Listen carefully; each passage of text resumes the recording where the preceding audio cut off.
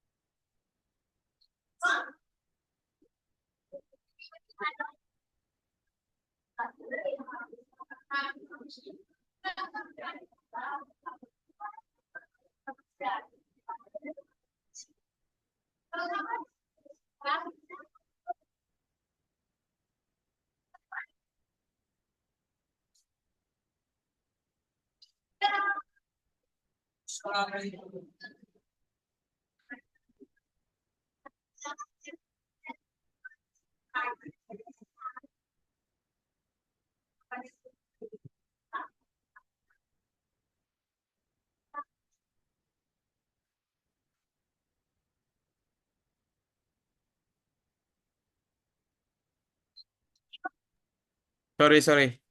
Tamu lebaran. Oke, aman, Mas. Saya juga ada lagi tamu. Oke, kita lanjut ya.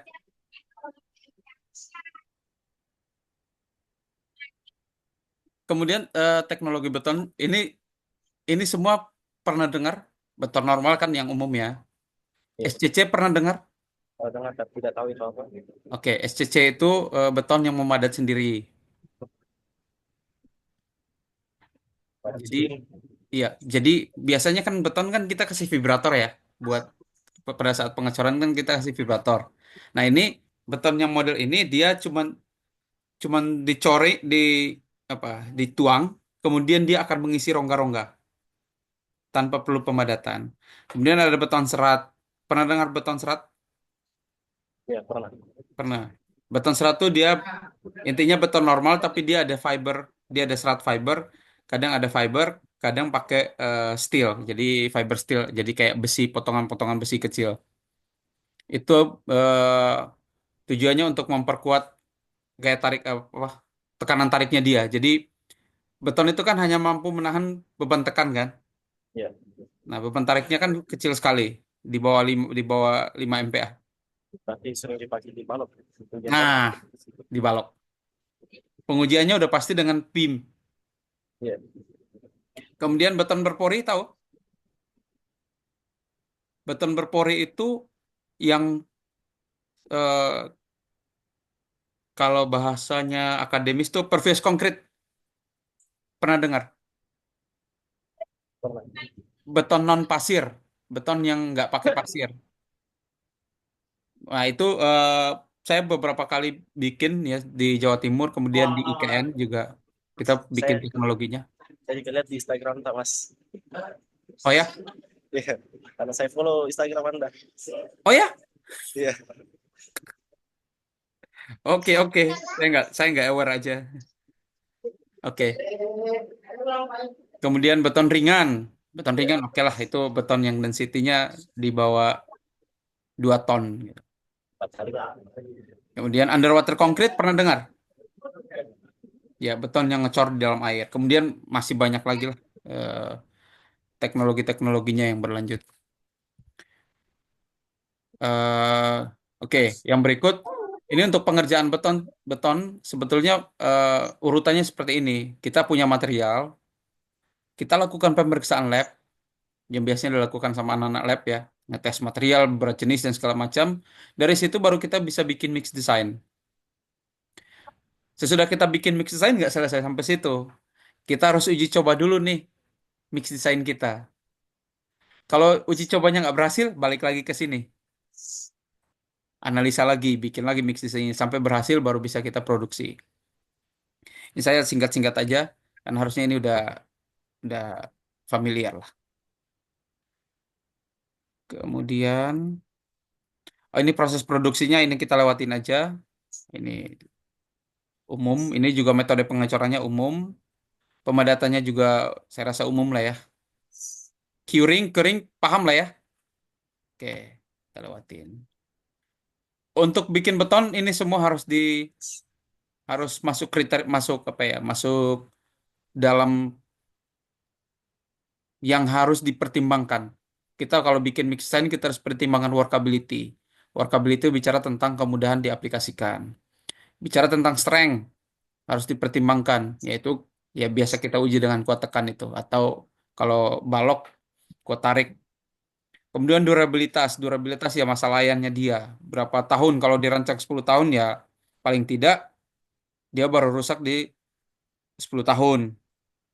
Kemudian ekonomik, ya ini kalau di Indonesia ini jadi urutan pertama karena uang bicara uang. Kalau di West di luar negeri biasanya masih banyak yang pikir kualitasnya ya, tapi di Indonesia biasanya selalu duit dulu. Oke, kemudian ini untuk ngecek workability saya kira ini nggak inilah ya, ini umum lah ya. Di lab kan ngerjain ini. Nah, ini untuk selam normal. Kalau selam flow seperti ini pernah lakukan seperti ini? Tapi ya, Pernah kerjakan nggak di lab? Oh nggak pernah ya. Oke, wah ini YouTube ya. Saya coba carikan videonya ya.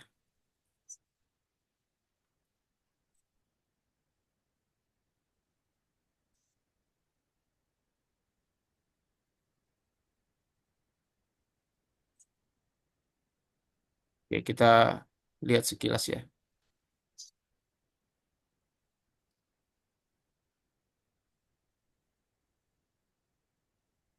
Oke, ini yang tadi saya bilang beton flow, beton SCC. Cara pengujian selamnya seperti ini.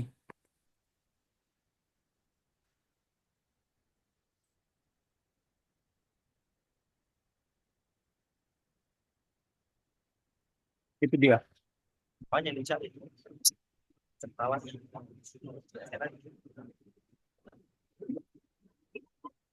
Oke, jadi itu berbeda dengan pengujian selam yang biasa, yang selam-selam normal. Oke, lanjut. Eh, oh, silakan kalau ada pertanyaan. Sorry itu ada kayak batas-batas apa sekian sekian nah, itu Sorry, macam putus-putus suaranya, saya kurang kurang dengar. bahkan ada batas-batas kayak Oke, batas-batas itu, jadi kan kita punya aturan di baik SNI, ASTM, kan ada tuh ya, misalnya ngecor kolom selamnya harus sekian, tahu ya, tahu aturan-aturan itu. Jadi kolom tuh dia selamnya di 7,5 senti. Nah, 7,5 senti tuh itu dikerjakannya susah. Jadi itu adalah batasan-batasan yang sebetulnya nggak harus diikutin. Itu adalah guidance. Karena kalau kita selam selam misalnya selam 10 itu pengerjaannya susah sekali. Tapi karena dimasukkan di dalam aturan atau bahkan di PUPR ada data itu sehingga seolah-olah semua proyek di Indonesia tuh mainnya di selam 10, selam 12 itu pengerjaannya akan susah sekali. Batasan-batasan itu pada akhirnya akan mengikuti spek dari proyek itu sendiri. Jadi kalaupun misalnya untuk kolom dibatasin di selam 2,5 misalnya ya, 2,5 senti, pada akhirnya proyek itulah yang akan menentukan. Proyek itu akan menentukan sendiri speknya, mau di selam berapa. Nggak terlalu sebetulnya itu, jadi kalau kita lihat di tabelnya, saya carikan tabelnya ya. Apa? Nggak bisa jadi patokan. Tapi guidance awal. guidance awal. Kalau misalnya di kita sebagai kalau di mahasiswa ya bikin bikin apa sih tugas akhir. Kalau kita bikin tugas akhir, mungkin kita akan jadikan itu sebagai patokan awal dulu. Tapi itu kita harus ingat bahwa itu adalah selam-selam tanpa admixer. Tahu admixer? Admixer itu adalah ini ya eh, bahan kimia tambah kimia untuk bikin beton itu jadi lebih sesuai dengan yang kita harapkan. Nah, di aturan-aturan itu disebut bahwa ini adalah selam-selam beton tanpa admixer. Saya carikan aturannya.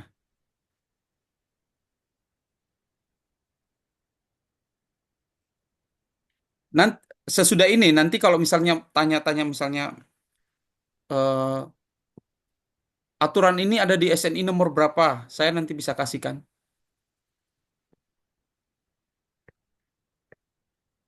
Oke, ini saya dapat nih.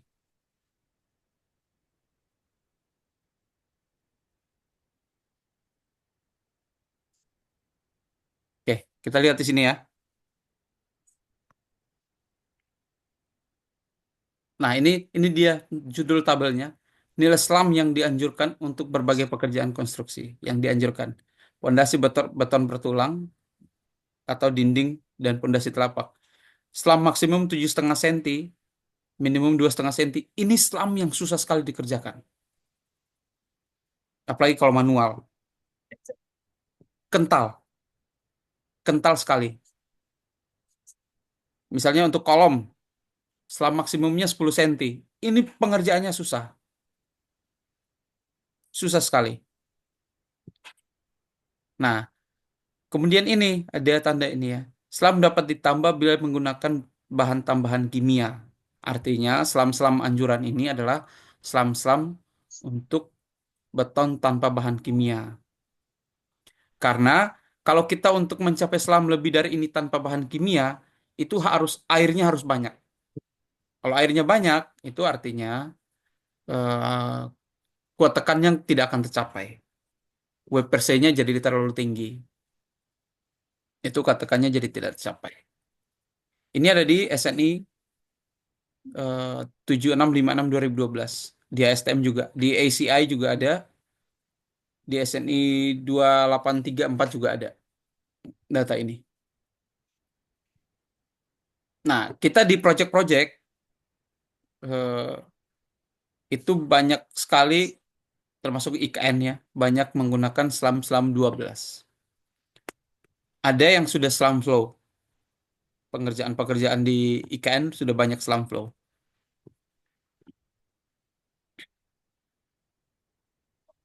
Oke, ini terjawab menjawab pertanyaan nggak? Jawab. Oke, menjawab ya. Kita Biasanya tergantung dari situasi.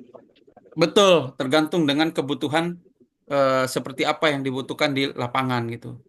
Jadi kalau misalnya kita ngecor rigid ya, ngecor jalan dengan bantuan alat berat, penggentarannya alat berat.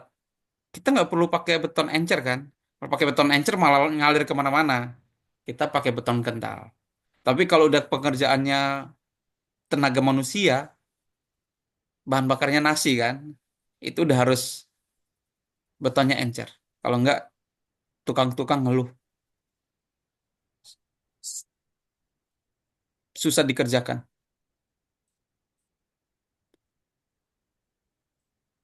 Oke, kita lanjut dulu ya. Oke.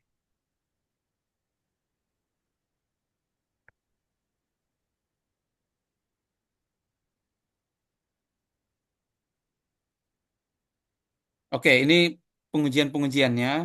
Ini kita lewatin aja, nanti bisa masuk di dalam diskusi. Durabilitas juga sama. Ini dipengaruhi oleh yang seperti ini. Kan pernah ngerjain ini ya, alkali reactivity ya. Alkali reactivity itu yang dibuat di material jadi direndam, dikeluarin lagi, direndam, dikeluarin lagi, bolak-balik 5 kali kalau nggak salah. Pernah nggak di lab? Suaranya nggak ada nih. Ah, Fasilitas ini. sorry, sorry, ini nggak kedengaran. Sebentar, saya coba pindah, barangkali sinyal saya yang bermasalah. Sebentar.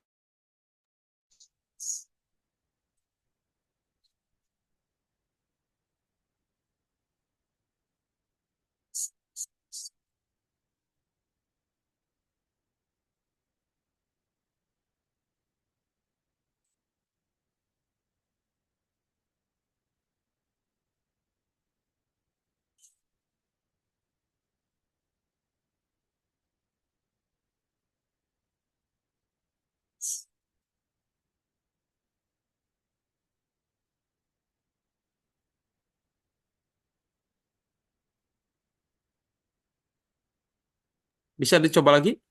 Tes, Wah, oke, lagi. Sekali lagi. tes. Oke, oke. Gimana tadi pertanyaannya? Pakai sampai ini asap. Wah, nggak kedengaran. Sorry, nggak kedengaran. Nggak ada suaranya. Tes, tes, tes, tes, Terlalu kecil. tes. Oke, ini lumayan. Misalnya, Oke, lanjut aja dulu ya. Oke, ini komposisinya, komposisi betonnya seperti ini. Ini harusnya nggak ada yang asing ya. Ini tipe-tipe semennya, tahu ya? Semen itu ada kita di Indonesia ada 5 tipe. Tipe 1 sampai tipe 5. Tipe 1 itu untuk penggunaan umum yang nggak ada persyaratan khusus. Kemudian tipe 2 itu kegunaannya untuk tahan terhadap sulfat atau kalor hidrasi sedang. Tahan terhadap sulfat tuh biasanya dipakai di bangunan-bangunan dekat air. Kemudian tipe tiga itu kegunaannya untuk keperluan air strength. Jadi biasanya pekerjaan-pekerjaan jalan tol itu banyak sekali butuh beton yang cepat mencapai kuat tekan di umur muda. Dia biasanya pakai semen tipe 3 atau pakai accelerator. Accelerator tuh admixer.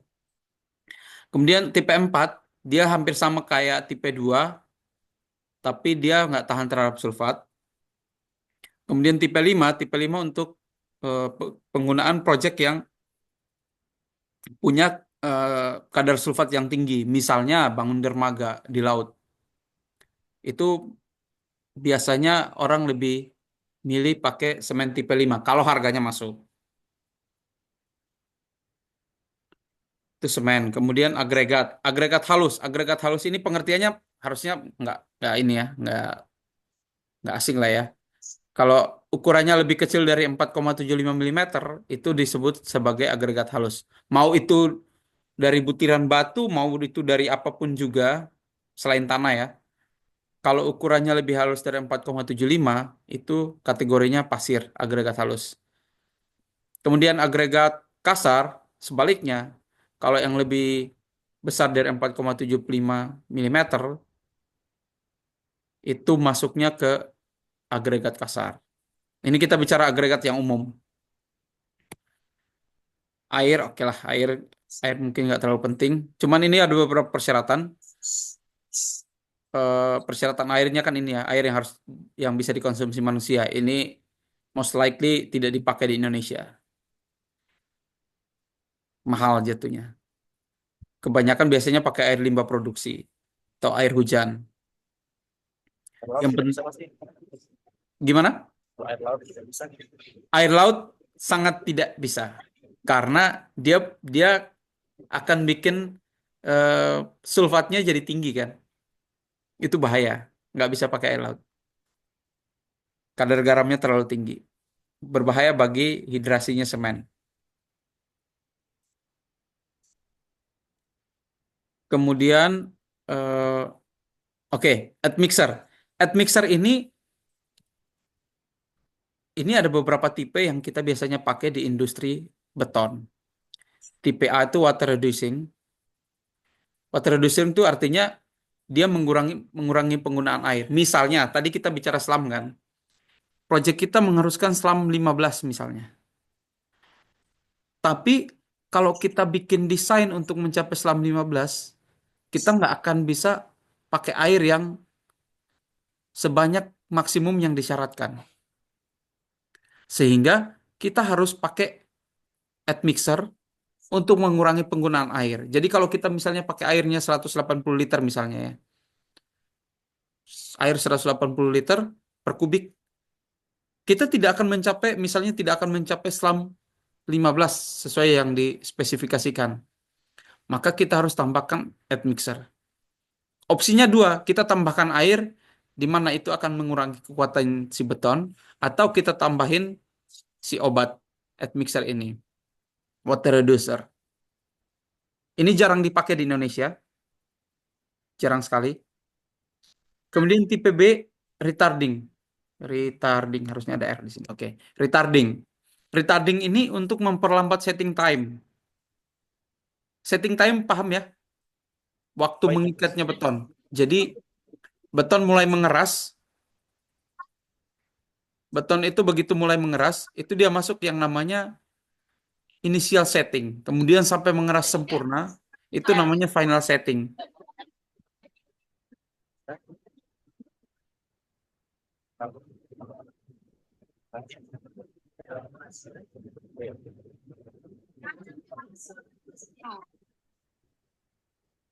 Oke. Kalau ini sudah bisa dijelaskan secara detail berapa? Saya tidak Ok- paham. Oke, butuh ya.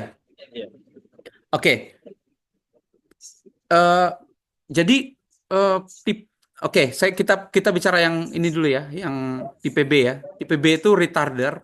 Retarder itu untuk menambah waktu ikat beton. Jadi beton kita yang normal di di Indonesia ya, misalnya inisial settingnya 4 jam. Kita bisa perpanjang tuh jadi 6 jam, 7 jam. Kenapa kita perlu itu? Karena kebutuhan di lapangan. Pengecorannya lama misalnya. Maka kita perlu pakai retarder. Tapi tipe B ini sendiri jarang dipakai di Indonesia. Nanti yang mana yang sering dipakai nanti kita akan sampai ke situ. Yang ketiga, tipe C. Tipe C ini accelerator namanya. Accelerator ini sebalik kebalikannya dari tipe B. Jadi kalau tipe B tadi untuk memperlambat waktu setting, ini mempercepat. Jadi eh, cepat inilah cepat kental betonnya, cepat mengeras. Di misalnya pengerjaan tol ya, pengerjaan tol itu di Holcim ya, tahu Holcim beton ya? Nggak tahu ya. Eh, Semen Holcim tahu? Dynamic sekarang namanya. Oke. Nah, di perusahaan itu kan punya punya teknologi Speedcrete namanya. Saya nggak lagi promosi merek ya. Cuman ini buat eh, pelajaran aja. Jadi dia spesialis buat mengerjakan tol yang dikerjakan hari ini sekian jam sudah bisa dilalui. Misalnya ngerjain pagi atau malam gitu ya. Malam misalnya jam 8, bisa jam 8 pagi sudah bisa dilewatin. Atau jam 6 pagi, jam 4 pagi sudah bisa dilewati. Dia pakai accelerator supaya mempercepat pengikatan si beton tadi. Kebalikannya dari tipe B. Kita masuk tipe D. Tipe D, kenapa saya bilang tadi orang jarang pakai tipe A dan tipe B? Mereka lebih milih pakai langsung di tipe D. Tipe D itu adalah kombinasi dari tipe A dan tipe B, yaitu mengurangi penggunaan air dan memperlambat waktu settingnya. Itu fungsi dari tipe D. Ini banyak sekali dipakai di industri ready mix. Produsen-produsen admixer itu lagi berlomba-lomba untuk ya jualan produknya. Tipe D ini banyak sekali dipakai. Hampir semua ready mix di Indonesia pakai. Mungkin yang di daerah-daerah nggak banyak ya. Ada salah satu ready mix di Labuan Bajo. beberapa waktu lalu eh, ngubungin saya gitu ya. Terus mereka sementara ini lagi nggak pakai admixer, jadi mereka mau coba pakai admixer gimana caranya gitu. Nah, mereka pasti butuh tipe D untuk mengurangi penggunaan air sekaligus memperlambat waktu ikatnya supaya bisa travel produksi beton di sini ngecornya di misalnya 20 kilometer dari pabrik. Itu kan butuh perjalanan sehingga harus diperlambat waktu ikatnya. Kemudian tipe E, tipe ini juga ya nggak banyak dipakai tapi ada beberapa yang pakai. Tipe E ini adalah kombinasi dari tipe A dan tipe C. Jadi water reducing and accelerating. Ini nggak banyak dipakai, tapi ada beberapa yang pakai, kita bisa lewatin. Dari nama ini harusnya kita udah ngerti fungsinya. Tipe F. Tipe F ini adalah yang banyak sekali dipakai di Indonesia. Dia dia biasanya dikombinasikan dengan tipe D dan tipe F. Jadi eh, misalnya beton mutu-mutu FC30, FC35, itu dia sudah harus pakai tipe F. Jadi tipe F ini sebetulnya tipe A, tapi yang high range, yang kegunaannya lebih tinggi. Misalnya tipe A itu hanya mengurangin misalnya 10 liter dalam satu kubik, ya 10 liter air. Tipe F bisa sampai 25, bisa sampai 25 liter per kubik. Jadi sangat membantu. Kemudian tipe G. Tipe G ini sebetulnya adalah kombinasi dari tipe F dan tipe B. Tapi ini juga jarang dipakai. Orang lebih memilih pakai tipe D dan tipe F daripada tipe G. Ini secara umum admixer yang kita pakai di industri ready mix saat ini, industri beton saat ini adalah ini. Untuk admixer lain-lain ada, tapi untuk beton-beton khusus. Misalnya air and training, kemudian ada juga namanya viscosity modifier, tapi kita nggak akan bahas di sini karena itu untuk keperluan-keperluan khusus. Kita bisa didiskusikan kalau misalnya pengen tahu. Ada pertanyaan dulu nggak soal admixer? Jadi yang sering itu legal atau legal sebenarnya legal Legal. legal. Tidak bermasalah kalau menggunakan market. Oh iya, itu legal. Itu di dalam industri ready mix pasti pakai.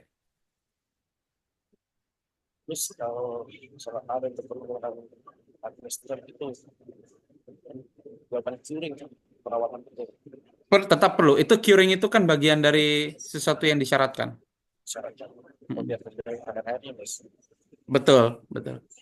Nah, curing itu kan kita sering ya ketemu di lapangan itu orang bilang, aduh udahlah nggak usah di curing, nggak usah di curing. Ya bisa, tapi yang pasti beton di curing itu pasti secara kekuatan dan durabilitas lebih baik dari beton yang tidak di curing. Mungkin secara fisik sama aja nih. Biasanya kan tukang-tukang kan ngeyel ya. Udahlah sama aja gitu. Tapi data menunjukkan hal yang berbeda. Penjelasannya pun bisa di ini logik gitu. Karena kalau beton mengalami proses hidrasi dia butuh air. Kalau airnya evaporasi sama matahari atau angin, dia kekurangan air, bisa jadi retak di dalam. Nggak kelihatan, tapi merusak dari dalam. Oke, lanjut ya. Apalagi mas, Oke, kalau silakan. administer itu sama kan sama obat beton. Admixer itu adalah obat beton. Oh, misalnya obat beton, Betul. jalan-jalan. Oke. Oke, satu lagi. Tapi harus diingat ya, admixer itu beda dengan kayak obat-obat waterproofing. Obat-obat waterproofing yang diaplikasikan di permukaan beton, itu beda. Admixer ini, kita sebut admixer, berarti ini dicampur di dalam beton. Jadi pada saat kita nyampur, itu dimasukin ke dalam betonnya. Ada yang Yang lain bentuknya liquid seperti ini, ada yang bentuknya bubuk kayak semen. Oke. Eh, berikutnya, oke, fly ash. Fly ash tahu ya? tahu tapi tidak tahu bagaimana campuran ini kenapa harus Oke, digunakan. fly ash itu jadi eh, fly ash itu adalah debu, debu dari pembakaran batu bara di pembangkit listrik, tapi debu yang terbang. Jadi karena dia ringan, ketiup, jadi ditampungnya di atas tuh, biasanya di cerobongnya. Nah, debu sisa pembakaran yang jatuh itu masuknya bottom ash yang nggak terlalu bermanfaat buat beton, tapi yang ringan, yang terbang ke atas itu ditangkap gitu ya, pakai cerobong, kemudian diambil sebagai material beton. Nah, di dalam eh, fly ash itu ada seperti ini ya, ada syarat-syarat kimianya seperti ini. Ini saya juga nggak terlalu paham ya kalau udah soal kimia. Nilai-nilai inilah yang nanti akan membantu memperkuat si beton. Jadi, untuk beton yang pakai fly ash, itu biasanya dia bisa mengganti semen sampai 25%, 30%. Bahkan sekarang banyak yang sudah mulai masuk ke 40%, pakai fly ash sampai dengan 40%. 40% dari, artinya misalnya kita semennya taruhlah 500 atau 400 kilo ya. Taruhlah kita semen 400 kilo di dalam beton, 1 kubik beton. Nah, kita sebutlah pakai fly ash berapa? 25% gitu ya. Kalau kita pakai fly ash 25% kan artinya di 100 kilo fly ash ya. Semennya udah tinggal 300. Untuk mencapai kuat tekan yang sama. Nah, keuntungannya di mana? Keuntungannya yang pertama udah pasti harga. Yang kedua, limbah terpakai. Kemudian yang ketiga, nggak cuma itu. Yang ketiga, fly ash juga eh, kadar hidrasinya rendah, jadi bikin beton nggak terlalu panas. Nah, fly ash itu biasanya dipakai di pengecoran-pengecoran skala besar. Itu banyak sekali pakai fly ash karena untuk eh, mengurangi panasnya si beton. Nah, bagaimana caranya dia mengeras pada saat dicampurkan di beton? Fly ash ini begitu dia terkena, jadi dia punya eh, dia punya sifat yang namanya pozzolanic, yang mirip seperti semen, yang ketika dia berada pada suhu tertentu pada waktu yang lama, dia akan berubah menjadi semen. Fungsinya akan berubah menjadi semen. Jadi dia akan makin memperkuat si beton itu. Tapi lama, nggak secepat semen. Jadi biasanya beton fly ash itu kotakannya lebih tinggi di 28 hari, 56 hari. Tapi kalau di umur-umur awal masih lambat. Kayak 3 hari, 7 hari itu dia biasanya agak lambat, agak sedikit lambat. Oke, itu tentang ini dulu, tentang eh, apa namanya? Pengenalannya dulu. Nih, saya Memang cara akan campurannya bagaimana? campuran apanya? Ini cara pencampuran kayak syarat-syarat. Oh, biasa aja. Jadi fly ash kan, dia Ya, seperti semen aja. Jadi kita misalnya udah tentukan nih 25%. Ya udah ditimbang biasa aja, dicampur biasa aja. Dihitung sebagai semen pada akhirnya. jadi semen sebagai patokan. Betul. Jadi dia akan hitung misalnya, oh saya mau pakai 25% dari semen yang tadinya saya rencana mau pakai. Ya. Contohnya tadi, saya hitung-hitungan saya, mix design saya, Kuat. udah- Ya. mix design saya sudah tentukan, oh saya mau pakai semen 400 kilo. Tapi saya mau pakai fly ash 25%. Ya sudah, berarti 25%-nya itu adalah 100 kilo. Saya pakai fly ash, semennya jadi 300 kilo. Udah dicampur aja. Oke. Kemudian, sebentar.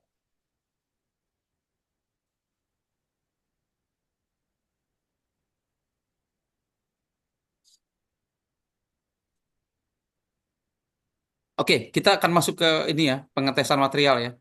Tapi ini akan pengetesan umum. Kita nggak akan bahas terlalu detail ke semua pengetesan karena eh, nggak banyak dikerjakan juga. Oke, oke. Ini ini cukup penting karena nanti coba dikerjakan nanti di lab ya.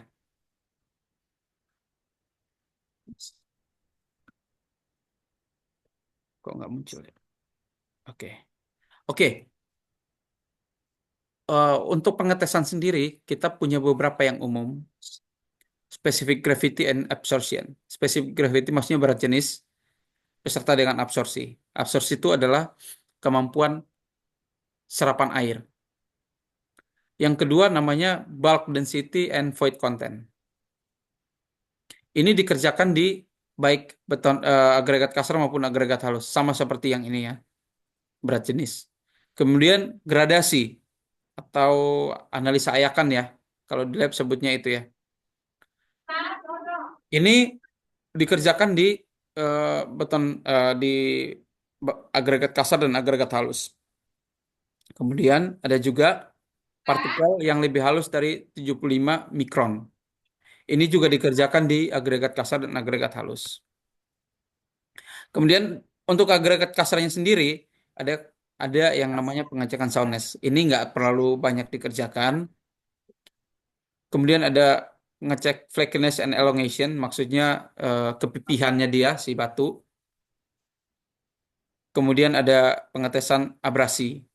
Abrasi harusnya di lab lab sipil ada ya, yang batu diguling Ada, pakai bola bola baja. ada. Oke. Kemudian untuk agregat halusnya sendiri ada namanya pengetesan organic impurities. Ini untuk mengetahui kadar organiknya. Kemudian ada silt content. Ini sebetulnya pengetesan kadar lumpur yang versi pakai tabung. Pernah nggak? Jadi pasir dimasukin ke dalam tabung ukur, diguncang-guncang, terus nanti dilihat ininya lumpurnya di atas kan. Pernah nggak ngerjain itu? Pernah diceritakan. Oh, pernah ya. Nah, ini kemudian ada alkali silika reactivity yang tadi saya bilang. Nanti kita lihat gunanya apa. Kemudian ada clay lumps and friable particles. Ini maksudnya clay lumps adalah butiran lempung. Jadi kan di dalam pasir itu kan biasanya ada lumpur, butiran lumpur yang bisa kita pecahin kan pakai tangan. Nah, itu semua dianggap berbahaya bagi beton. Sehingga kita harus cek berapa persen yang ada di dalam si pasir itu sendiri. Oke, kita lihat satu-satu. Ini specific gravity dan absorption. Nah, specific gravity atau berat jenis. Berat jenis sendiri itu adalah rasio density dari suatu material terhadap density fluida. Fluida yang di sini kita pakai adalah air. Ini standar-standar di SNI-nya ya. Jadi bisa dilihat. Ini oke, kita lihat. Density itu apa? Density itu adalah berat dibagi dengan volume absolut. Saya kasih contoh dulu. Di mungkin saya tanya kayak gini. Di Makassar tuh kalau orang jual beras satuannya apa? Lagi mute, lagi mute. Kita. Liter. Oke, satuannya liter. Satu kita misalnya beli beras 1 liter ya, nggak sampai sampai 1 kilo nggak? Ya tidak mas. Nggak sampai kan? Sedikit. Iya, cuma 0,8 kalau nggak salah tuh beras tuh. Ya. Nah, itulah rasio antara berat. Jadi kalau liter itu kan sebetulnya satuan volume kan? Itu Ya. bukan satuan berat. Tidak. Maksudnya di sini sama. Kalau kita beli beras 1 kilo, kita akan dapatkan 1, sekian liter beras. Tapi kalau kita beli beras 1 liter, kita akan dapatkan 0,8 sekian kilogram. Ini maksudnya density-nya si beras tadi. Berat dibagi dengan volumenya. Contohnya, contoh perhitungannya. Oke, sebelum kita bicara contoh perhitungan, tapi ngerti Pak pemahamannya ya. Soal yang tadi soal 1 kilo dan 1 liter. Betul. Ya. Oke, dari prinsip itu dulu. Ini contoh hitungannya, saya kasih tunjuk. Kita punya objek seperti ini, kubus ya.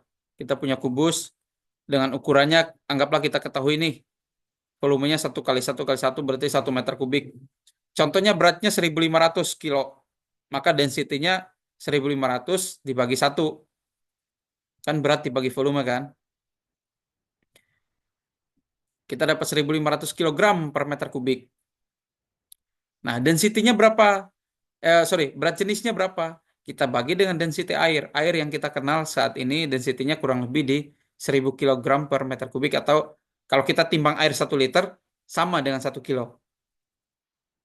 Atau paling enggak, kalau enggak ini 0,997 sekian. Kita biasanya bulatkan jadi 1. Artinya apa? Berat jenis atau specific gravity dari si kubus ini adalah 1.500, density-nya dia ini tadi, dibagi 1.000 sama dengan 1,5. Nggak ada satuan karena udah saling menghilangkan kan. Makanya berat jenis itu nggak ada satuannya. Pertanyaannya, bagaimana kalau kita ngitung ini? Ini kan batu ya, atau pasir atau apapun. Objek ini kita bisa ukur volumenya. Karena ini jelas nih, kita bisa ukur dari sini ke sini, ke sini. Bentuknya jelas. Kalau batunya model begini, bagaimana kita ngukur volumenya? Kita nggak ada cara lain. Kita nggak bisa ngukur pakai meteran gitu. Ini nggak bisa kan? Maka kita pakai prinsip Archimedes. Paham ya sampai sini ya eh, kegunaannya. Oke. Dari prinsip Archimedes ini nanti harusnya di lab ada pelajarannya. Kita jadi paham, kita bisa tahu volumenya si batu tadi dengan cara masukin ke dalam air, kita timbang ke dalam air untuk cari tahu gaya angkat yang dia terima. Itu sama dengan volumenya si batu ini. Oke. Di dalam beton sendiri kita biasanya kita cari tahu ini SG-nya SSD. SSD itu maksudnya eh, kering permukaan jenuh ya. Jadi dia jenuh tapi permukaannya kering. Kemudian ada benar-benar kering. Kemudian berat jenis untuk kondisi apa adanya.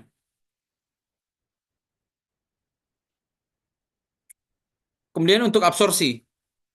Absorpsi itu sebetulnya adalah serapan air. Maksudnya apa? Jumlah air yang bisa terserap ke dalam pori-pori si material. Misalnya seperti ini, kita punya material. Anggaplah ini butiran pasir atau butiran batu atau apapun itu. Ini yang disebut sebagai oven dry, di mana kondisinya benar-benar kering. Nah, ini yang disebut sebagai SSD.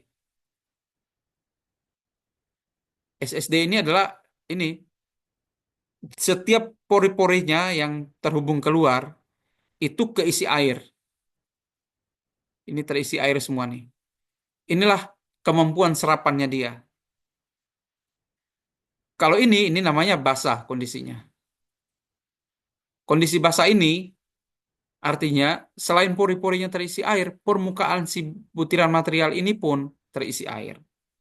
Kapan dipakainya? Ini digunakan sebagai basis perhitungan berat volume beton serta kebutuhan air dalam campuran. Ini yang kita nanti pada saat pembikinan mix design ini semua ada. Kemudian bulk density. Bulk density ini adalah berat material pada volume tertentu. Yang dimaksud adalah termasuk antar rongga partikel. Ini misalnya kita punya, kita muatan truk nih ya, kita muat material. Pernah lihat nggak masuk pabrik tuh ada timbangan. Timbangan itu buat ngecek volume yang dibawa si truk ini berapa banyak. Kira, Mas. Nggak kebayang ya? Oke. Em, Bedanya tadi sama berat jenis itu kita ngecek volume ke, ke seluruh volume utuh dari si butiran partikel itu. Tapi kalau bulk density artinya kita kita mengukur berdasarkan satu, jadi kita masukin suatu suatu material di dalam suatu wadah, volume wadah itulah yang dipakai sebagai basis. Artinya, volume ini adalah termasuk rongga-rongga antar partikel tadi. Nih misalnya, contohnya ini partikel batu atau pasir ya. Nah, volume yang dimaksud termasuk rongga-rongga ini. Nih, termasuk rongga-rongga ini. Di lab itu namanya biasanya pengujian unit weight, berat isi, berat isi. Nanti gini, nanti kalau misalnya pas ngerjain di lab, mau tanya, tanya aja. Saya bisa bantu jelasin. Ini dipakai untuk apa? Basis perhitungan proporsi campuran, terutama secara volumetrik. Kemudian untuk data perhitungan stok. Ini kalau untuk bisnis, buat tahu stok kita ada berapa. Oke, yang berikut adalah gradasi. Gradasi atau analisa ayakan ya. Sering dong, harusnya ketemu gini-ginian di lab. Ini adalah untuk kita cari tahu sebaran butirannya. Jadi, misalnya di dalam suatu material itu ukuran sekian ada berapa, ukuran 4 mili ada berapa, ukuran 3 mili ada berapa banyak, ada berapa persen.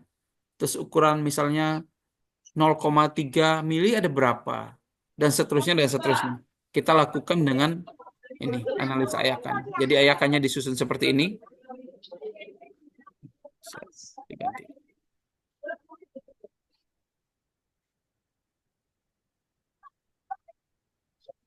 Oke. Oke. Eh, Ukurannya disusun seperti ini, kemudian materialnya kita tuang, kemudian kita ayak. Kita akan dapatkan data-data kurang lebih seperti ini nanti. Sebaran butirannya seperti ini. Ini untuk apa di beton? Fungsinya adalah seperti ini. Jadi, kalau kita pakai material yang ukurannya sama, seragam, seperti ini, kita bisa dapatkan beton yang nggak bagus hasilnya. Seperti ini, kasar. Kayaknya kok batu semua, pasirnya sedikit. Bagaimana kalau misalnya kita pakai yang seperti ini? Ukurannya seragam, tapi seragamnya cuman kayak dua ukuran gitu. Kita akan dapatkan beton yang kurang lebih sama seperti ini. Hasilnya kalau misalnya kita pakai material yang gradasinya seperti ini, dua ini, kita akan dapatkan hasil-hasil yang kurang lebih kayak gini nih. Nih. Kelihatan kan kayak nggak ada ukuran kecilnya, kayak nggak ada pasirnya gini, nggak ada mortarnya. Karena gradasinya bermasalah. Bagaimana kalau kita pakai ukuran yang gini? Ini yang disebut sebagai well graded. Ini akan menghasilkan beton yang cukup utuh, kuat. Kuat karena nggak cuma dari semen, tapi karena rongga-rongga itu saling mengisi. Jadi kan batu, ukurannya misalnya sebesar ini, batu lagi sebesar ini. Nah, untuk mengisi rongga-rongga di antara batu itu, pakai pasir. Di antara pasir itu sendiri, ada rongga lagi kan? Maka disitulah si semen masuk. Di antara semen itu masih ada rongga. Biasanya itu nanti dipakai fly ash, atau ya slag, yang material yang lebih halus dari si semen. Tapi biasanya cukup kalau pasir, semen sama batu itu harusnya bisa menciptakan suatu beton yang cukup utuh. Kalau ada pertanyaan langsung aja ya. Boleh bertanya? Silakan, silakan. Kan bisa jelas suaranya, Mas. Jelas, jelas. Acara itu ada yang batas atas, batas bawah. Oke, batas atas, batas bawah itu seperti ini. Ya, Ini contohnya ya. Oh, misal sebaik. dilakukan pengujian baru tidak masuk ini pasir atau agregatnya sesuai dengan batas atas, batas bawah. Mm-mm, betul. Oke, saya akan tunjukin eh, ini aja. Eh, Salah satu contoh membuat mix design ya.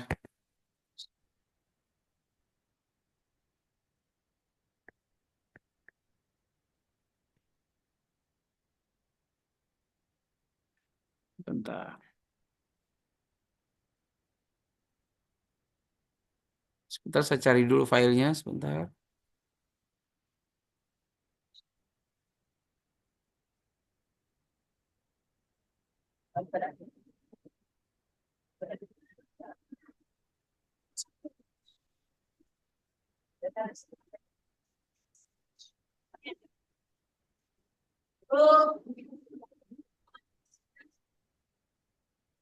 Baru mau sini. Ya.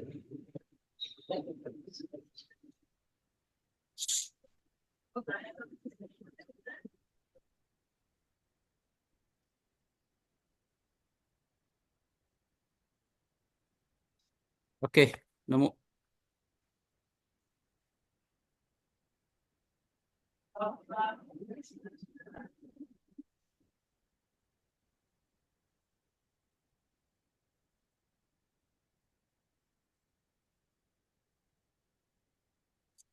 Oke, ini kelihatan ya. Ini adalah saya udah bikin daftar standar-standar batas atas, batas bawah. Oke, ini misalnya ASTM C33 ya. Ya, betul. ASTM C33 ini dia punya berbagai macam ukuran. Nomor 4 sampai nomor 9. Maksudnya batas atas atau batas bawah itu adalah seperti ini. Ini disebut sebagai batas bawah minimumnya. Ini batas atasnya. Untuk nomor 4 nih. Untuk nomor 467 ini batas atas. Batas bawahnya, batas atasnya. Datanya seperti ini. Nih, kalau kita bikin jadi grafik akan seperti ini. Ini batas batas bawah, batas atas. Oke. Nah, sekarang kalau kita mau bikin suatu mix design, kita mau kombinasi agregat, maka kita akan lakukan seperti ini. Kita kan akan dapatkan data analisa ayakan nih, ya kan? Saya kecilkan dikit, nanti bisa dilihat. Ini contohnya saya udah punya data. Saya sudah punya data nih, misalnya data seperti ini. Saya pakai pasirnya. Ini nanti tolong perhatikan grafik ini ya, yang ini semua nih, Ya. terutama yang hitam. Misalnya saya pakai agregat pasirnya, kan saya punya dua pasir. Saya pakai satu aja nih. Saya pakai 100%. Di sini berubah kan? Kelihatan nggak? Kelihatan kan? Misalnya saya balikin deh 50%. Nah, itu Apa berubah itu? kan? 100% ini apa itu 100%? 100%. Jadi ini saya punya dua pasir. Ini contoh ya. Saya punya dua pasir. Saya mau pakai cuman satu aja. Baik. Oke. Nah, maksudnya batas atas batas bawah ini adalah apakah si pasir ini memenuhi kurva ini atau enggak.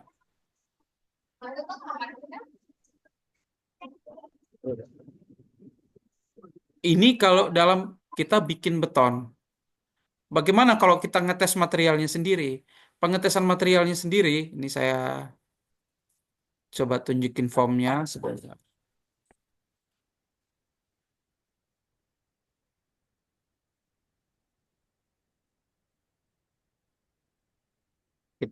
Saya tunjukin formnya.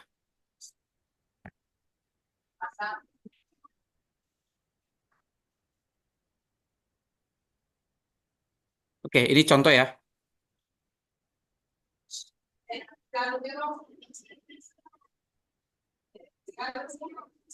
Oke, contoh kita punya data-data seperti ini. Ini menurut SNI 2834. Kita punya batas atas dan batas bawahnya seperti ini. Kalau kategori pasir kasar, ini batas atasnya di sini. Yang ini.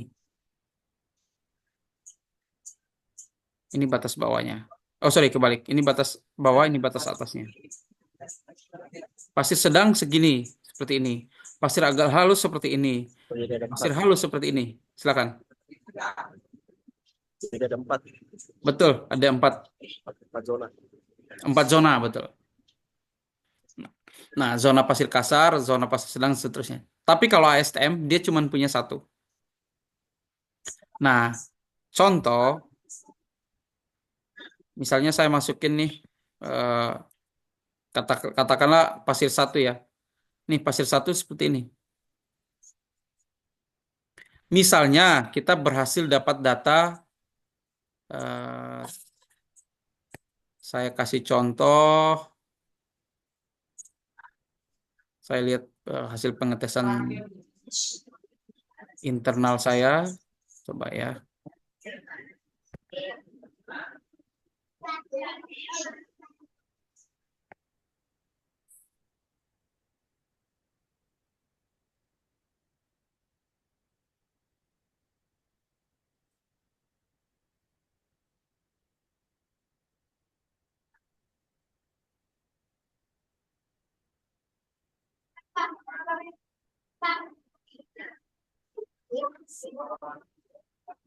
Sebentar, saya.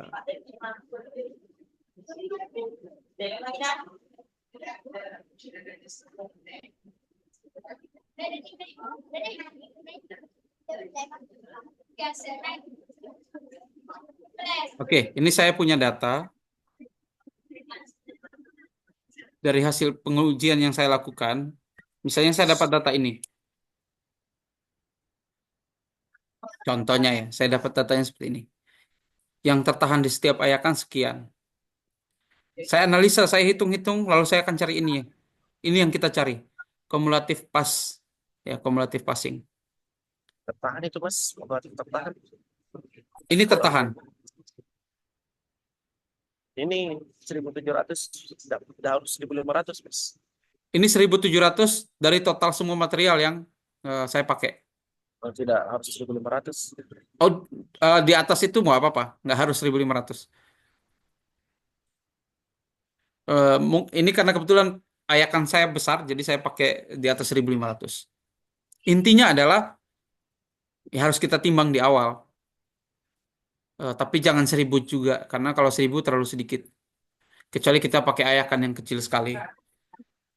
Oke, nah begitu saya dapat data-data ini, saya hitung dapat ini kan. Pertanyaannya, dia masuk nggak di standar pasir kita? Ini dia keluar dari batas bawah kan? Ini juga dia keluar dari batas atas. Untuk kategori pasir kasar, coba kita pakai pasir nomor 2. Sama juga, ini keluar dari batas atas, batas bawah. Coba, udah pasti keluar lagi. Nah, kita coba cek yang ASTM. ASTM juga sama. Dia berarti masuk kategori mana? Yang lebih dekat. Kategori ini kan lebih dekat kan? Ya. Lebih dekat dengan ini. Nah, tujuan dari lakukan ini adalah apa? Supaya kita bisa masuk ke yang ini. Sebentar.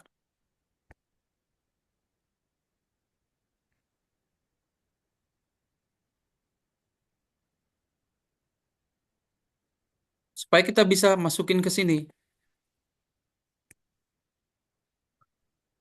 Nih, untuk kita bisa cari kombinasi-kombinasi yang pas untuk bisa memenuhi kriteria ini. Ini di pembikinan mix design. Tapi ini semua datangnya dari kita uji analisa agregat tadi, analisa gradasi tadi. Tujuannya adalah seperti ini. Supaya apa? Supaya kita dapat gradasi yang pas sehingga yang disebut tadi well graded tadi yang di presentasinya. Di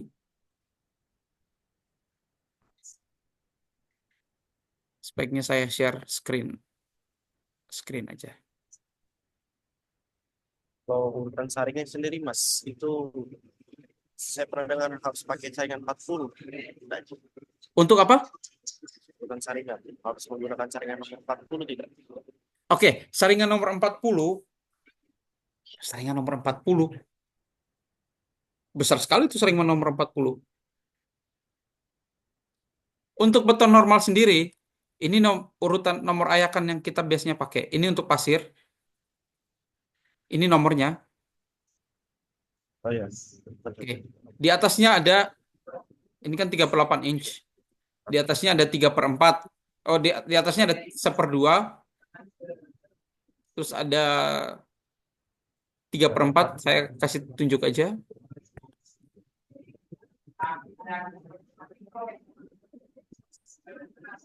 Ini bisa dilihat ya di layar ya. Biar saya tunjukin aja. Oke.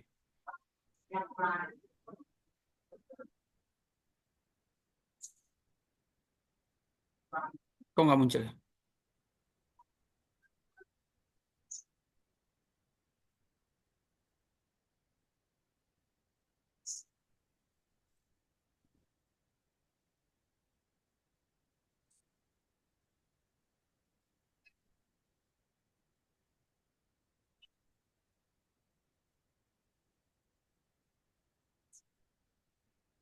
Oke lah. Di sini aja lihat di samping sini. Kelihatan ya yang ini? Ya, silakan. Nah, ini ada urutan nomornya. Mungkin, mungkin maksudnya nomor 40 itu adalah bukan nomor ayakan, tapi ini mana ya? Ini kombinasi agregat untuk ini semua baru muncul. Sorry, sorry. Kombinasi agregat untuk nih maksimum size 40 mm. Mungkin itu yang dimaksud. Tapi ayakan nomor 40 nggak ada. Tidak ada mas. Apanya? Tidak ada memang urutan 40. Nah, itu untuk beton nggak dipakai kecuali semen. Semen tuh ada nomor 40 tuh nih di antara ini nih.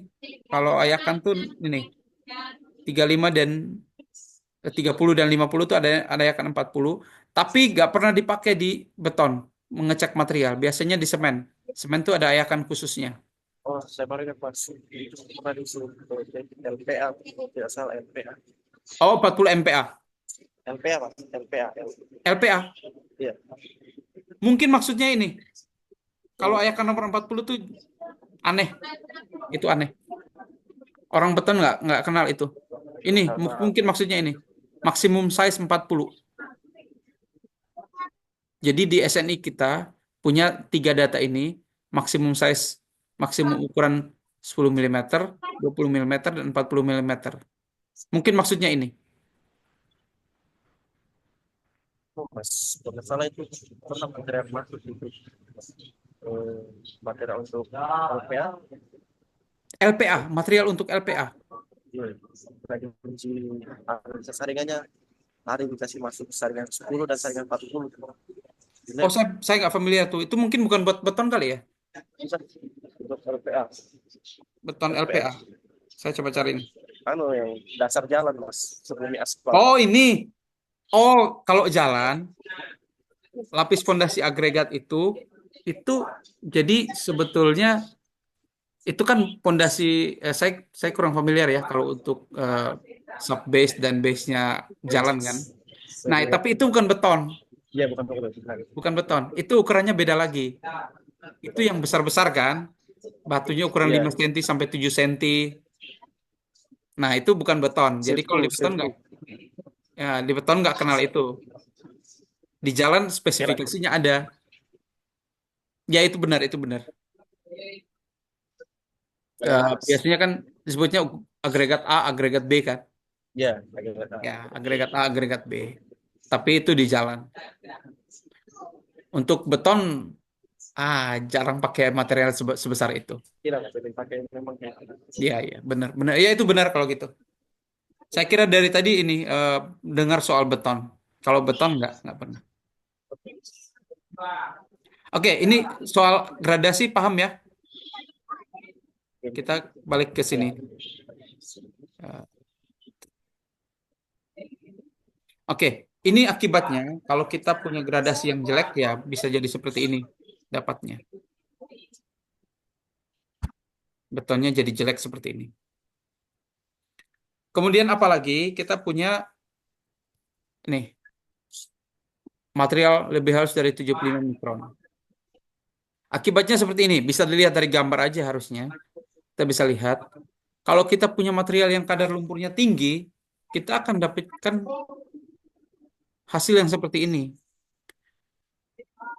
Ini otomatis berpengaruh kepada eh, rasio air semen, ya. Rasio air semen itu maksudnya eh, perbandingan antara air dan semen yang ada di dalam beton. Kalau terlalu tinggi, betonnya kan jadi nggak kuat. Selain itu, kita bisa dapatkan yang namanya overbleeding. Jadi, bleeding itu artinya air campuran itu naik ke permukaan. Waktu kita sudah cor di lantai misalnya, ternyata atasnya kayak air semua, karena naik semua airnya. Kemudian dusting surface. Dusting surface itu maksudnya ini. Permukaan betonnya berdebu karena eh, lumpurnya naik semua, lumpur dari si material. Jadi pengujiannya dengan kita cuci. Pernah ngerjain pencucian kayak gini nggak? Iya, ada lumpur. Iya, kadar lumpur betul. Ini akibatnya dari kayak gini nih. Kalau kita terlalu tinggi nilainya. Yang berikut, oke, gini aja deh. Kemudian yang berikut, ini yang namanya soundness. Soundness itu yang tadi saya bilang, direndam, bolak-balik direndam. Ini jarang sekali dilakukan apa, di industri beton ya, jarang. Kecuali proyek-proyek besar kayak Freeport gitu biasanya masih ada pengujian rutinnya. Soundness adalah bentuk kekekalan atau cara mengetahui kekuatan sebuah partikel agregat melalui perendaman larutan sulfat. Jadi cara pengujiannya ini, kita pakai sulfat kayak gini, kita rendam, kita masukin material ke dalam rendaman, sekian hari, kemudian diangkat lagi, dikeringkan, habis itu masukin lagi. Nah, di situ kalau materialnya nggak kuat, maka dia kan punya sulfat di dalam material itu akan menendang keluar, bikin material itu pecah. Ini pengujian pertamanya seperti ini, batunya, ini kondisinya batunya. Setelah melalui pengujian, batunya berubah jadi seperti ini. Bagaimana prosesnya? Seperti ini. Begitu ini kena larutan sulfat, dia akan menendang dan bikin pecah si beton tadi atau material tadi. Hasilnya akan jadi seperti ini, pecah. Ini yang dimaksud dengan kekekalan. Ini berkaitan dengan durabilitasnya si beton. Kalau soundness-nya jelek, bisa jadi durabilitas si beton akan jadi jelek. Ini standarnya. Tapi ini good to know, nggak banyak dikerjakan di Indonesia. Kecuali proyek besar. Beratnya yang dicari tahu itu mas. Apanya? Beratnya. Jadi beratnya. Beratnya. Oke, jadi pertama ini akan diayak ya. Kita pakai ukuran misalnya ukuran nomor 9,5 senti. 9,5 mili, sorry. 9,5 mili. Begitu kita rendam, kan pecah nih. Ada yang pecah pecah bagi dua, bagi tiga, ada yang mau tetap utuh kan, walaupun pecah. Nah, yang mengecil itulah yang disebut sebagai kerusakannya, yang hilang. Jadi pada akhirnya yang kita cari adalah berat yang tetap masih di dalam ukuran awal tadi, yaitu 9,5 mili. Misalnya 9,5 mili yang kita pakai. Kemudian pipi dan fleki, pipi dan lonjong. Jadi beton itu bagusnya kan kita pakai material yang seperti ini, kiwikal. Kenapa kiwikal bagusnya? Karena dia punya kalau kalau kita punya material yang bayangin aja gini, kelereng kan bulat ya. Kalau kita gesek gini kan nggak gampang ini ya, gampang terselip kan. Bayangkan kalau eh, batunya bulat, batu di dalam dalam beton itu bulat, nggak Dikit. saling ngikat. Dikit. Kebayang ya? Nah, Di sini juga sama. Batu yang paling ideal itu adalah seperti ini, kubikal. Bagaimana kalau dia pipih? Pipih kan nggak kuat. Kita bisa bahkan bisa patahin kalau terlalu tipis. Yang lonjong juga sama. Dia mengisi rongga yang dia dia mengisi rongga yang nggak penting gitu buat diisi. Itu akan bikin pengikatan antar agregat itu jadi lemah. Tapi kan kita nggak bisa kontrol, kita nggak bisa harus bilang 100% batunya nggak boleh ada yang lonjong, nggak boleh ada yang pipih. Kan susah juga. Produsen batu kan begitu crusher mecahin batu, pecahnya kayak gimana kan susah kan? Nah, kita harus cari tahu berapa persen maksimumnya. Saya lupa ya berapa persennya, nggak terlalu banyak. Mungkin 10%, tapi saya nggak terlalu ingat. Mungkin saya salah, tapi intinya ada batasan-batasannya. Ini alat pengujiannya, Mas. Gimana? Ini alat pengujiannya. Betul, ini alatnya seperti ini. Ini buat ngukur lonjongnya, ini buat ngukur pipinya dia. Pipi. Pernah lihat? Ini cara pengujiannya gini. Kalau lonjong, kita masukin aja ke sini. Jadi batunya Satu-satu. di Satu persatu. satu persatu. Satu persatu. Saya Ini, tapi ada ada beratnya yang ditimbang dulu Kak, kayak betul ada. Jadi bisa by berat, bisa by butiran. Jadi misalnya kita siapkan sekian butir, kita ukur kelonjongannya. Masukkan nih, bisa kita pakai presentasi berapa butir, misalnya 100 butir. Atau kalau 100 butir itu mau dijadiin berat juga boleh. baru Pada yang tidak akhirnya, masuk, yang tidak sesuai dengan standarnya dicatat. betul, betul. Yang tidak sesuai dengan standarnya dicatat. Saya jarang sekali ngerjain ini, jadi saya nggak ingat maksimumnya panjangnya berapa, pipinya berapa, saya lupa. Kayaknya saya ngerjain ini seumur hidup kayak 2 atau 3 kali. Jadi saya nggak terlalu ingat. Oke, kemudian abrasi. Ini yang tadi eh, di lab kan ada ya. Cara pengujiannya seperti ini aja. Prinsipnya adalah kalau batu ini kejeduk sama apa ya? Kalau bahasa Makassar kejeduk apaan ya? Dan asli Makassar juga saya Mas. Iya, dia hancur apa enggak? Intinya itu. Kalau dia hancur, hancurnya seberapa persen? Kalau untuk jalan tuh biasanya 40% ya. Pernah ngerjain 40%, mungkin 40%. Sorry, saya lupa. Untuk beton 40% maksimum nilai abrasinya. Kalau di atas 40% dianggap terlalu lemah. Cuman batu-batu kita di Indonesia ya nggak banyak yang bagus. Di Jawa kalau batunya bagus harganya mahal. Udah pastilah ada harga ada kualitas lah. Ya. Kemudian organic impurities. Pernah ngerjain organic impurities? Terhadap organik pernah Kadar Mas. organik. Pernah. Nah, inilah gunanya nih. Seperti ini. Kalau Nah, jadi kotoran organik itu umumnya kan terdiri dari karbon atau pembusukan tanaman, sisa-sisa hewan yang ada di dalam si pasir. Nah, kotoran-kotoran ini berpotensi ganggu reaksi hidrasi antara air dan semen, sehingga akibatnya itu penurunan kuat tekan pada saat umur tua. Seperti ini. Kalau kita lihat bangunan-bangunan tua modelnya kayak gini, selain karena si eh, apa tulangannya korosi, tapi juga ada pengaruh dari si pembusukan-pembusukan tanaman tadi, organik ini yang mempercepat korosi si tulangan. Kalau nggak ada tulangannya, apakah berpengaruh? Tetap berpengaruh. Intinya adalah eh, lepas ininya, eh, apa sih namanya? Lepas mortarnya. Jadinya kayak gini. Sering lihat ya, di biasanya di rumah-rumah biasa gitu tuh. Ya, Kan pasir pakai apa? Ya udah, yang penting ada pasir kan. Nanti kalau udah umur sekian tahun, jadinya seperti ini. misal Mas, kalau misal dilakukan pengujian secara organik, Hmm.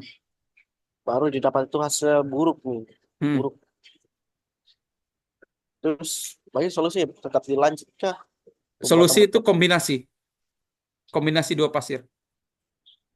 ditambah pasir lain. Ya, jadi ada pasir lain yang harus bisa menetralisir. Itu itu solusi yang harusnya masih bisa diterima. Tapi sebaiknya jangan dipakai. Kalau bicara tentang orang quality biasanya nggak mau dipakai. Tapi Indonesia susah. Yes. Industri Eh, Indonesia apa ya? Uang sih. Orientasinya uang. Jadi emang agak susah. Tapi beberapa kali saya temui emang harus dikombinasi. Itu bagusnya harus dikombinasi. Oke, kita lanjut ya. Kemudian ada shield content. Ini shield content seperti ini ya. Yang ini pernah dikerjakan ya? Nggak pernah, ya? Oke, jadi pasir dimasukin ke dalam sini, dikocok-kocok gitu ya, pakai air. Nanti didiamkan sekian jam, 24 jam biasanya. Nanti kayak lumpurnya paling atas nih. Ini sebetulnya versi sederhana dari kadar lumpur yang dicuci, yang pakai dicuci. Nah, biasanya di lapangan orang buat ngecek cepat pakai ini. Nggak harus pakai gelas ukur kayak gini. Kalau orang-orang di lapangan tuh botol aqua juga yang penting bisa kelihatan. Dan kalau pasirnya kotor kan kelihatan banget tuh. Begitu dikucak langsung kayak apa lumpurnya keluar semua. Itu contohnya. ini untuk mengetahui bulking sen bukan mas? Apa? Ini untuk mengetahui bulking sen beda. Saya nggak familiar sama istilah itu. Bisa bisa tolong dikasih tahu, saya coba cari tahu. Bulk. Kayak bulking sen tuh kayak kan kalau mau ditahu itu suatu material berat apa sih kayak anu mas ibarat cek berat volumenya kalau nggak salah deh ya Oh, itu 15%. bulk density berarti. Bagus sih. Bukan ini, bukan bukan yang ini. Bulk Hmm. density yang tadi ditimbang itu. Ya misalnya kayak ada yang pasir di dalam tabung ukur ya kalau misal dikeringkan pasti akan lebih mengendap lagi dalam kondisi kering beda dengan kondisi sebelum di oven dan sudah di oven Oh iya, beda. baru selisihnya itu kalau nggak salah disebut bulking sen kak. Oh, bulk density itu namanya. Nah, Jadi bulking sen itu dikeringin, biasanya dimasukin ke dalam tabung, biasanya diketok ya. ya Ya, itu dia bulk density. Ukur bulk density itu. Bukan yang ini. Ini hanya sekedar dikucak pakai air, bukan dikucak. Jadi isi air, isi pasir, terus kita kocok, terus nanti lumpurnya naik. Ini doang yang kita perlu tahu. Inilah disebut dengan kadar lumpurnya sekian persen. Tapi ini pengujian versi cepat gitu. Lanjut ya. Oke. Kemudian yang berikut adalah alkali silika reactivity. Nah, pasir-pasir itu biasanya terdiri dari sebagian atau keseluruhan silika. Nah, beberapa tipe silika itu punya tingkat ekspansif yang tinggi. Begitu ketemu alkali. Alkali ini dari mana datangnya? Alkali ini muncul saat semen berhidrasi dengan air. Yang terjadi adalah seperti ini. Begitu kita ini alkali sudah pasti akan muncul pada saat kita campur semen sama air. Nah, alkali ini muncul dan ketemu dengan silika yang punya sifat ekspansif, hasilnya seperti ini.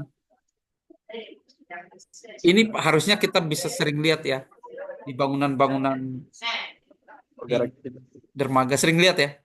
gara-gara kebanyakan silikanya ini mas. Betul. Nah, bukan soal banyak silikanya. Banyak silika yang punya ini sifat ekspansif. Kalau silikanya nggak punya sifat ekspansif, nggak masalah. Nggak terlalu masalah. Baru ada pengujiannya mas. Ada. Nih, dari ASTMC 1260. Nanti saya kirim ya ininya filenya. Saya nggak pernah ngerjain ini, tapi saya tahu prinsipnya. Jadi saya apa aja parameternya saya belum ini belum pernah nguji. Di Indonesia jarang sekali. Di industri ready mix sebesar Holcim itu nggak pernah dikerjakan. Jadi ya susah juga ya. Kalau luar negeri kayaknya Pasir ada yang pasir, diuji ini pasir mas. pasir. Oke, kita lanjut kayaknya habis ya. Oke, ini clay lumps. Clay lumps ini adalah butiran-butiran tanah lempung. Tanah lempung kalau masuk ke dalam beton, nih misalnya jadinya kayak gini. Ini kita harus, ini saya tahu pasti untuk beton maksimum tuh 1%. Nggak boleh lebih dari 1%. Karena kalau satu sampai lebih dari 1%, akibatnya kayak gini nih. Di atasnya kita kira kuat, ternyata begitu Bang, dicungkil dikit, tanah isinya. beda ini sama ujian kadar lumpur mas, atau ini Beda. gimana? Pengujian kadar lumpur itu adalah, itu kan lumpur kan halus ya. Nah, ini butirannya harus dihancurin pakai tangan. Dia butirannya kasar, mirip pasir, ternyata itu bukan pasir. Ternyata itu tanah yang menggumpal. Itu beda. Lumpur yang menggumpal, yang mirip pasir, butirannya mirip pasir. Jadi pengujiannya tuh sebetulnya kita cuci juga, tapi kita pecahin pakai jari. Kayak ini. Kalau si kadar lumpur tadi, kita cuci, kita cuman kayak guncang-guncang aja. Kita cuman siram air, guncang-guncang, terus yang lolos ayakan 200 selesai. Tapi ini kita harus hancurin pakai tangan. Oke, ini akibatnya di beton. Oke, ini sih, dah dari sini dulu, baru kita bisa masuk ke eh, apa namanya, bikin mix design. Nah, oke sebentar, saya stop dulu. Oke, Jadi, kalau mau lanjut lagi bayar sesuai yang tarifnya mas. betul. Oke, jadi sebelum sebelum ngomongin soal bayar-bayar dan lain sebagainya, yang saya lebih harapkan itu adalah pemahamannya masuk dulu. Karena tujuannya belajar kan itu ya. Iya, Oke, untuk kita bisa paham mix design, kita harus ngerti prinsip dasar berat jenis, hubungan antara volume dan berat. Karena di situ mainnya. Jadi kayak si beras tadi, kita punya 1 liter beras, nggak sama dengan 1 kilo beras. Beton itu prinsipnya seperti itu. Nah, yang saya harapin juga adalah pemahaman-pemahaman tentang material itu eh, masuk juga. Sebetulnya paling paling bagus itu adalah belajar teori langsung praktek. Yang saya kerjakan di perusahaan kita di sini begitu. Biasanya saya teori dan kita praktek. Eh, Bagusnya begitu. Tapi kalau jarak jauh kan susah ya. iya, Jadi iya, mungkin gini, ini masih libur ya. iya, masih. Oke, kampus masih libur. Eh, Masuk lagi kapan? Selasa atau Rabu mas. Oh, Selasa atau Rabu. Kira-kira kapan ada pengerjaan di lab? Kalau itu tergantung dari material yang masuk mas. Sekarang ada material masuk ya, ada perintah dari senior atau dosen kerjakan kerja Oh, atau gitu. enggak. Oke. Nah, pada saat mengerjakan tuh, kalau misalnya ada yang bingung, coba tanya aja. Nah, dari situ, dari obrolan WA itu, nanti saya bisa nilai tuh. Oke, nanti pas belajar mix design, penyampaiannya seperti apa yang harus, yang paling pas. Dari situ baru ini. Saya berharap bukan cuman belajar terus dapat bayaran dan seterusnya. Bukan itu Iya. yang saya harapin. Yang saya harapin itu adalah ilmunya bisa diserap. Tapi kalau saya mas sejauh ini saya paham di semua pengujian. Tahu semua pengujian cara-caranya, Mhm. langkah-langkahnya. Oh ya, oke. Tapi waktu ujian masih tahu cuman kayak ada kayak semacam hal-hal yang pengen lebih dalami. Kenapa harus direndam dulu itu Oke, karbohidrat? di berat ini. Oke, coba kasih satu pertanyaan. Misalnya apa? Misalkan itu agregat itu kenapa harus direndam dulu Yang selama mana? satu Pengujian hari? yang mana? Pengujian yang mana? Berat, berat itu. Oke, berat jenis. Kenapa direndam dulu? Pertama, yang kita cari tahu itu kan berat jenis dalam keadaan SSD. Oke, SSD itu kan artinya air penuh di dalam material, tapi permukaannya kan kering. Oke, bagaimana supaya kita tahu bahwa material itu adalah sudah penuh air? Kita kalau cuma nyelupin doang, kan belum tentu diserap maksimum kan? Kita asumsikan kalau kita rendam 24 jam, kan aturannya 24 jam kan, atau 72 jam, ya kan? Kalau kita jadi kita asumsikan, oke kalau kita rendam 24 jam, kita harapkan sudah keisi semua rongga-rongga di dalam si butiran material. Habis itu kita keluarin lagi kan, sesudah rendam kita keluarin, kita lap permukaannya kalau batu kan. Kita keringin permukaannya, tapi rongga-rongganya tetap nggak kita keringkan. Itu tujuannya direndam, sehingga kita dapat berat jenis dalam kondisi SSD. Oh, di permukaan, Mas. Nah, kita keringkan permukaannya. Nah, habis itu kan, habis diuji kan di oven nih. Iya, Terus keluarin lagi timbang kan. Buat apa kita cari itu? Kita kan berarti cari tahu, berarti sesudah kita rendam 24 jam, berapa banyak yang dia serap yang terkandung di dalam material itu tadi. Itu yang disebut sebagai absorpsi atau apa sih? Nggak tahu form yang di kampus pakai apa namanya? Penyerapan ya. iya. Itu Absorption tujuannya. water. Ya, absorption, water absorption. Itu dia. Sama harus diguncang-guncang dulu di Ignat kayak mau dicari tahu kenapa harus Oke, diguncang-guncang. diguncang-guncang itu tujuannya adalah supaya udara yang terperangkap di situ keluar. Kenapa kita harus keluarin udaranya? Prinsip Archimedes kan kalau kita, oke, kita punya gelas air, kita punya gelas, kita isi air penuh ya. Ya, Terus kita masukin, taruhlah batu. Apa yang terjadi? pasti batunya ringan. Bukan soal batunya ringan, airnya pasti tumpah. Oh iya, iya. Benar kan? Nah, berapa banyak air yang tumpah itu sama dengan volumenya si batu tadi. Tapi kalau ada udara di dalam, ada udara yang terperangkap di situ, artinya bisa berlebihan air yang keluar lebih besar dari volume si batu. Karena ada udara yang terperangkap. Sehingga kita harus guncang-guncang keluarin semua udaranya. Di kampus ada vakum nggak? Vakum. Apa Jadi itu? di kampus saya dulu itu, jadi kalau saya uji berat jenis pasir, di piknometer saya guncang-guncang sedikit. Habis itu saya masukin aja vakum, pakai vakum udara. Jadi Jadi dia emang ngeluarin udaranya dari dalam, dari hilang gelembung-gelembungnya, Mas. hilang gelembung-gelembungnya. Oh, kalau ini nggak pakai vakum kayak macam benda yang panjang bisa kertas yang dilipat-lipat atau lidi.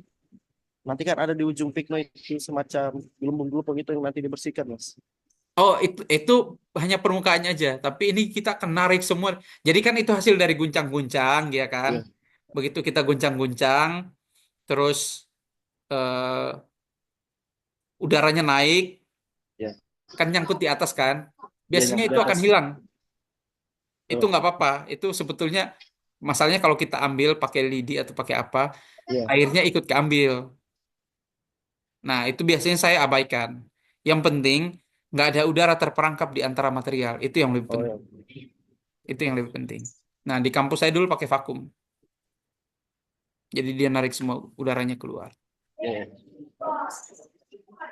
Oke, ada pertanyaan lagi. Kalau soal tanah jika Tanah saya kurang familiar. Saya pernah ngerjain oh, tapi nggak terlalu familiar. Mungkin mungkin kalau tanah misalnya ada yang mau ditanya, saya coba pelajari itu saya coba ini ngasih tahu. kalau juga saya pengen juga pelajari soal tanah. Iya iya. Satu yang kayak lebih fokus dulu bisa kasih selesai dulu di Luton. Oke, sip. Good good. Mau ambil tugas saya apa nanti? Bikin beton poros. Bagaimana cara bikin beton poros? Ya, soal beton poros ini mas kan, kalau dilihat itu beton poros banyak rongkanya, otomatis kalau dilakukan penekan atau harusnya daya tekannya itu nggak Rendah. seberapa Betul, rendah. rendah. Itu dia di sekitar 14 MPa, 15 MPa. Oh, jadi bukan dibuat pakai buat jalan raya yang lewat mobil-mobil besar. Nggak bisa. Itu hanya buat lahan parkir, halaman rumah, apalagi halaman rumah, terus lahan parkir, taman. Kemarin di IKN saya bisa sampai 20 MPa. Kan mas, IKN. jadi itu kalau beton polos itu benar bukan orang yang salah melakukan campuran, tapi memang didesain seperti itu mas, Disesainnya seperti itu. supaya biar bisa lewat airnya. Bisa lolos air. Intinya itu. Oh, Tapi ya jangan sampai lemah-lemah banget. Kalau lemah-lemah banget ya masa orang jalan kaki aja rusak kan. eh, Intinya dan kayak buat di perumahan tuh cocok buat jalan perumahan di mana cuman mobil-mobil pribadi. Kalau di IKN tuh dipakai di jalur sepeda. Mm. Di jalur sepeda di depan istana tuh pakai itu. bagus kalau itu dibikin sebagai tugas skripsi. Bagus, Kayaknya mas, bagus, bagus kok tuh. Saya karena saya punya murid juga waktu dia di Jawa Timur sini. Dia ngerjain itu juga. beton poros. Beton poros namanya. Kalau cara pengerjaannya mas, apanya yang dikurangi? Pasirnya mas, Pasirnya dihilangkan. dihilangkan saja atau ada lagi perhitungan? Bisa ditambah mungkin maksimum 10%. Menggunakan admixtur itu mas atau tidak? Apanya? Menggunakan admixtur. Pakai admixer. Sebetulnya nggak pakai admixer pun bisa, tapi pakai admixer tuh membantu dia supaya jadi makin makin lengket. Kalau selamnya mas, Selamnya bagaimana? nol. Oh, nol pasti. Selam Saya nol tunjukin pasti. aja ininya ya, sebentar sebentar. Saya tunjukin aja eh, kemarin saya presentasikan ke. Karena ini sudah ditanya sama dosen saya, mau judul apa diambil? Oh gitu ya. Masih bingung. Ambil aja beton poros lah. Saya bisa Oh, bantu kok. Saya bisa bantu ini. Kasih bimbingan. sempat disuruh beton, kalau nggak salah, beton biopolimer mas. Geopolimer. Yang Itu beton tanpa semen kalau tidak salah itu. itu susah itu. Tapi kayak terlalu sulit kira Iya, susah. susah. Saya juga ini pernah ngalamin juga beton geopolimer kayaknya menyusahkan. Ini kayak Ada beton semen poros. khususnya gitu. Pakai semen sih tapi minim banget semennya. Oh, pakai tetap pakai semen tapi khusus bagus Iya. begitu. Ya biasanya orang sebutnya non semen tapi ya ada sifat semennya lah. Mana ya saya coba cari nih.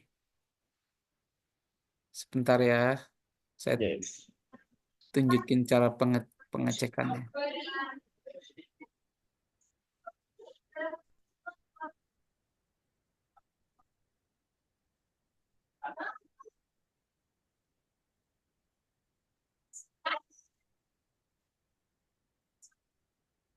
jadi untuk selanjutnya saya saat saya masuk kuliah atau bagaimana mas? Kalau Terserah soal mau siap kapan juga boleh. Nanti kita atur aja waktunya. Tapi saya sih berharap kita beberapa kali diskusi chat dulu supaya ini kan lebih iya. saya juga bisa nilai seberapa jauh ininya pemahaman tentang si materialnya tadi. Kalau malam bisa kita mas, anu Malam juga bisa. malam.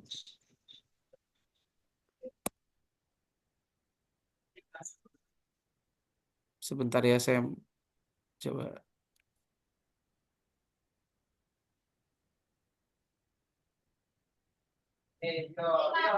Hmm.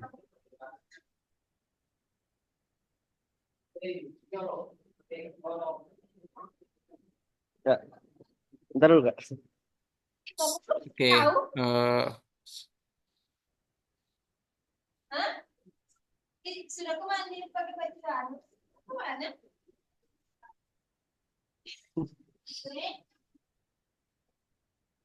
oke ini beberapa pengujian selamnya ya. Sebentar saya carikan gambarnya nih. Susah amat. Oke, ini dia.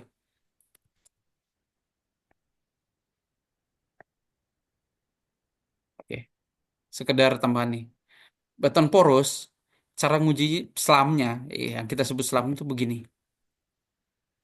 Jadi kita ambil nih, kita bikin bola-bola di tangan kita, terus kita buka, lepas.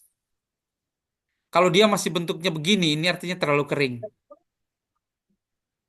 Tapi kalau kita begitu kita lepas dan dia ngalir kayak ngalir, ini artinya oke, bisa diterima. Tapi kalau kayak gini terlalu basah, ini nggak jadi. Oh ya, kalau yang ini terlalu kering itu encer. Yang terlalu kering itu jadi jelek, nggak nanti pengerjaannya susah. Ya, masih kak. Saya tuh mau tunjukin fotonya, cuman saya lagi nyari-nyari nih. Kalau beton poros tetap menggunakan tulangan Mas, atau tidak? Oh Tidak, nggak bisa pakai tulangan, tapi buatan bahaya. tidak bisa dijadikan struktur. Iya, memang bukan buat struktur. Ini saya nemu videonya nih. Sebentar ya. Kalau beton poros sama aspal lebih kuat mana Mas? Gimana? Beton poros dengan aspal. Beton poros dengan aspal. Sepertinya aspal tetap lebih kuat. Ya, kayak gitu. Aspal lebih kuat. Dan aspal kan punya sifat lentur. Ya, Kalau beton poros kan nggak ada sifat lentur. Ini saya ada video sebentar saya.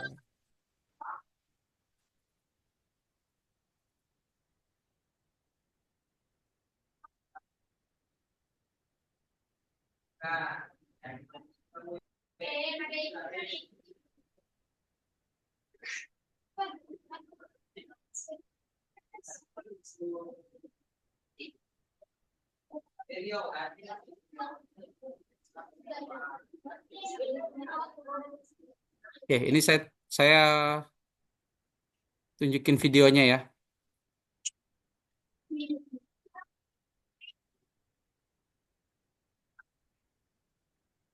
Kelihatan di screen-nya? ya. Oke. Bisa jadi buat kemarin. Ya.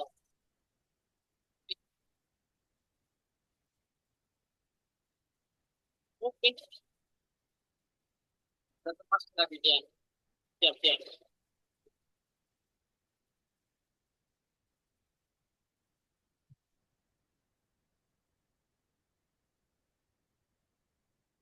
Kayak gitu.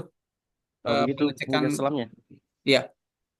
Sebetulnya namanya bukan SLAM ya, tapi ya pengecekan workability lah. Oh ya, ya, ya. Gitu caranya. Menarik Mas buat jadi skripsi. Jadikan skripsi aja. Ini, Karena sejauh ini belum ada senior saya sampai sekarang yang beton oh jadi yang pertama poros. lah kalau gitu. Itu. Nanti saya konsultasi dengan dosen saya. Iya, coba aja. Konsultasikan aja. Jangan beton aneh-aneh. Soalnya susah. Jangan geopolimer. Iya. Susah tuh. Selama juga banyak sekali ya senior saya ambil yang beton-beton aneh-aneh kayak campuran keramik, campuran kaca, campuran Oke, saya kasih tahu ini. Campuran-campuran itu secara akademis bisa diterima. Tapi nggak akan terpakai di industri. tidak. Nggak akan terpakai. Cuma diteliti saja. Buat diteliti aja. Nggak ada gunanya. Kayak ada lagi pakai arang gitu-gitu kan. Ya, ada yang pakai serabut kelapa. Heeh. Itu secara akademis bisa terima. Di industri siapa yang mau ngurusin gitu-gitu kan. Gitu. Pakai beton poros aja. Ambil aja. Oke, baik Mas. Oke, ya sudah kalau gitu. Oke. Thank you ya. Thank you Mas. Terima kasih banyak. Oke. Saya tutup ya. Oke. Sebentar saya stop dulu